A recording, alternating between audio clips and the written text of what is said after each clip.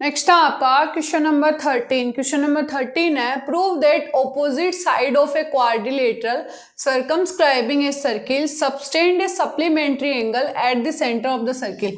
मतलब यहाँ पे ये सर्किल है हमारा, ओके, और इससे हम ये बना लेते हैं, पहले क्वाड्रिलेटरल बना लेंगे हम अच्छे से।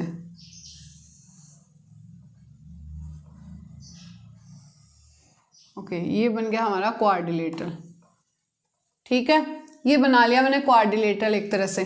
तो यहाँ पर ये पॉइंट जो है, पॉइंट ऑफ कांटेक्ट, वो क्या हो जाएंगे, इसको मान ले P, Q, R और S, और ये मान लेते हैं A, B और C और D, ठीक है। ABCD क्या है, क्वाड्रिलेटरल है। अब अगर मैं बोल दूं कि ये क्या होगी, जो भी है यहाँ पर ये सेंटर O है, ठीक है, ये सेंटर मान लेते हैं अपन O, ओके, ये सेंटर आपका O हो गया। तो यहां से जो O सेंटर से जो भी आपकी क्या आएगी, ये क्या करेगा, बाइसेक्ट करेगा। OB जो है एंगल POQ को क्या कर रहा है, एक तरह से बाइसेक्ट कर रहा है कि नहीं कर रहा है, कर रहा है ना। तो यहाँ पे हम क्या लिखेंगे, एंगल, ये एंगल हो गया अपना 1, एंगल 2, ठीक है। ऐसे ही यहाँ पे C से कर दो तो एंगल 3 और एंगल 4, ओके। ऐसे ही यहाँ से D से कर दो तो एंगल 5 और एंगल 6, और यहाँ पर A से करोगे तो एंगल 7 और एंगल 8, ये वाला एंगल है। हमें प्रूफ क्या करना है, जो एंगल AOB है और एंगल यहाँ पर DOC है, ये वाला एंगल और ये वाला एंगल सप्लीमेंट्री यानी 180 डिग्री के इक्वल आने चाहिए, ये प्रूफ करना है हमें, ठीक है।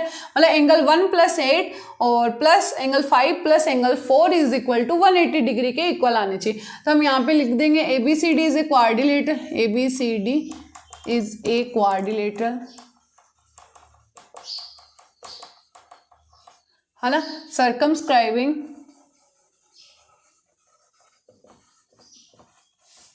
ए सर्किल, ठीक है, with the centre O।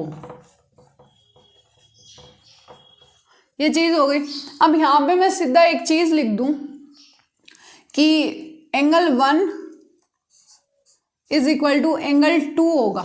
Angle 1 किसके इक्वल होगा, एंगल 2 के।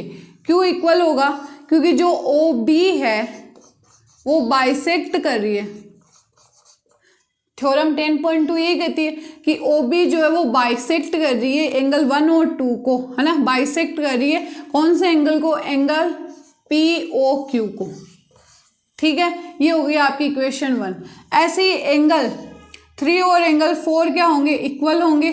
क्यों, यहाँ पे OC जो है वो बाइसेक्ट कर रही है एंगल कौन सा, QOR या ROQ को, ROQ को। ये हो गया आपका इक्वेशन 2। ऐसे ही angle 5 is equal to angle 6। तो एंगल 5 और एंगल 6 में क्या आपका OD है, तो OD जो है वो बाइसेक्ट करेगा किसको, ROS को, ROS को, ठीक है। ये हो गई इक्वेशन 3। ऐसे ही आपका angle 7 is equal to angle 8 होगा, ठीक है। तो एंगल 7 और एंगल 8 कौन करेगा, OA, तो OA बाइसेक्ट, ठीक है, बाइसेक्ट POS को, POS को। ये हो गई इक्वेशन 4 हो गई आपके, ठीक है।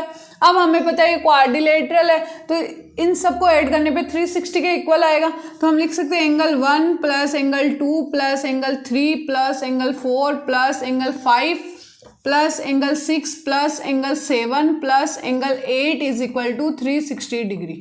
ये बन रहा है। अब देखो हमें क्या निकालना, एंगल 1 और एंगल 8 किसके बराबर होंगे, एंगल 5 और एंगल 4 के, ठीक है।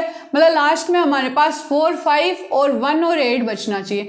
तो एंगल 2 को हम यहाँ से क्या लिख सकते हैं, एंगल 1 लिख सकते हैं। तो एंगल 1 + एंगल 1 प्लस एंगल 3 को हम क्या लिख सकते हैं, एंगल 4 लिख सकते हैं। तो एंगल 4 + एंगल 4 प्लस हमें क्या चाहिए, 5 भी चाहिए। तो एंगल 5 ऐसा का ऐसा, और 5 किसके इक्वल था, 6 के। तो एंगल 6 को हम क्या लिख सकते हैं, 5। ऐसे angle 7 is equal to angle 8 है। तो angle 8 + angle 8 is equal to 360 degree हो जाएगा। तो यहाँ पे हम 2 of angle 1 plus 2 of angle 4 plus 2 of angle 5 plus 2 of angle 8 is equal to 360 degree. 2 को कॉमन लो, अंदर क्या बनेगा, angle 1 plus angle 4 plus angle 5 plus angle 8 is equal to 360 degree. तो angle 1 plus angle 4 plus angle 5 plus angle 8 is equal to कितना बन रहा है 360/2। तो हम लिख सकते हैं angle 1 plus angle 4 plus angle 5 plus angle 8 is equal to 180 degree. अब देखो एंगल 1 प्लस एंगल 8 को साथ में लिख लो, प्लस एंगल 4 प्लस एंगल 5 को साथ में लिख लो, ये 180 डिग्री। मतलब एंगल 1 प्लस एंगल 8 मतलब AOB, यानी एंगल AOB प्लस एंगल कौन सा COD, एंगल COD 4 और 5 वही है, तो angle COD is equal to कितना 180 डिग्री। और ये क्या है सप्लीमेंट्री एंगल, और यही हमें क्या करना था यहाँ पर प्रूव करना था। तो इसी के साथ आपका क्वेश्चन नंबर 13 क्या होता है कंप्लीट। आई होप आपको ये वीडियो अच्छा लगा हो। अगर अच्छा लगा हो तो इसको लाइक शेयर एंड सब्सक्राइब जरूर करना। नेक्स्ट वीडियो में हम नेक्स्ट एक्सरसाइज करेंगे। Thank you.